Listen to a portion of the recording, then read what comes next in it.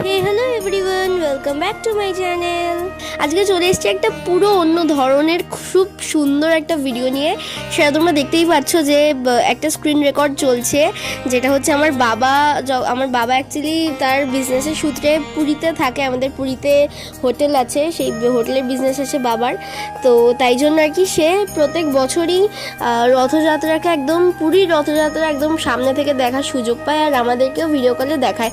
তো আমি ভাবলাম এই বছরে কেননা আমি তোমাদের সাথেও শেয়ার করি এই মানে এত সুন্দর একটা ভিডিও। আমি তাই জন্য বাবাকে বললাম তুমি খুব সুন্দর করে একটা ভিডিও তুলে আমাকে পাঠাও।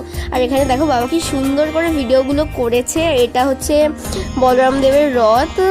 আর দেখো এই সময় বাজে হচ্ছে 12টা বাজতে যায়, রাত 12টা। হ্যাঁ, কারণ কি পুরীতেই রথযাত্রার সময় সকালবেলা কতটা কাতারে কাতারে ভিড় থাকে সেটা তো আমরা সবাই জানি। তো সেই সময় এত সুন্দর করে ভিডিও করার কোনো স্কোপ বা পসিবিলিটি কিছুই থাকে না। তো তাই জন্য আমি বাবাকে বললাম যে রাত্রেবেলা তো তুমি দেখতে যাবেই, তখন আমাকে একটা সুন্দর করে একটা ভিডিও করে পাঠিও। আর দেখো এটা হচ্ছে মা সুভদ্রার রথ, কি সুন্দর লাগছে।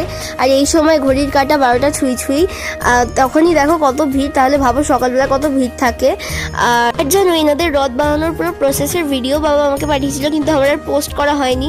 মানে আজকে এতটাই ভিড় ছিল, মানে 27 তারিখে এতই ভিড় ছিল যে রথ নাকি বাবা যেরকম বললো, রথ মন্দির থেকে বের করে কিছুটা এগিয়েছে, 3টে রথ হচ্ছে কিছুটা এগিয়েছে, তারপরে মন্দির প্রান্তের সামনেই আর কি রাখা আছে।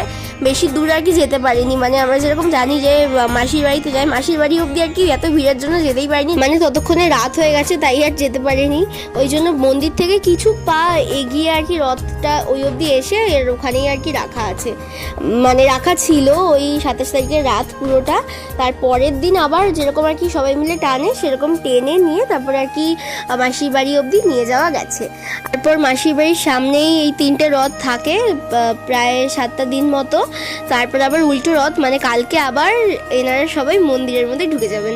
আর আমার এই ভিডিওটা বানানোর কারণ হচ্ছে অনেক জনেরই সুযোগ হয় না এত সামনে থেকে দেখার, আমার নিজেরই এখনো সুযোগ হয়নি এত সামনে থেকে দেখার, কিন্তু আমি বাবার থ্রুতে এখন এতটা সামনে থেকে দেখতে পাচ্ছি। তো আমি চাইলাম তোমাদের সাথেও যাতে আমি শেয়ার করতে পারি এই জিনিসটা, আর একটা স্মৃতি তো অবশ্যই। আর এ দেখো এটা হচ্ছে জগন্নাথ দেবের রথ, মানে যার জন্য এত ভিড়, যার জন্য এত কিছু, যার জন্য পুরীর মন্দির সেই আজকে বাইরে দাঁড়িয়ে আছে সবাইকে দেখা দেওয়ার জন্য। এটা ভাবলেই কতটা ভালো লাগে না, আমার তো সত্যি খুব ভালো লাগে। তো তোমাদের আজকে আমার ভিডিওটা কেমন লাগলো প্লিজ কমেন্ট করে জানিও, একটা অন্য ধরনের ভিডিও।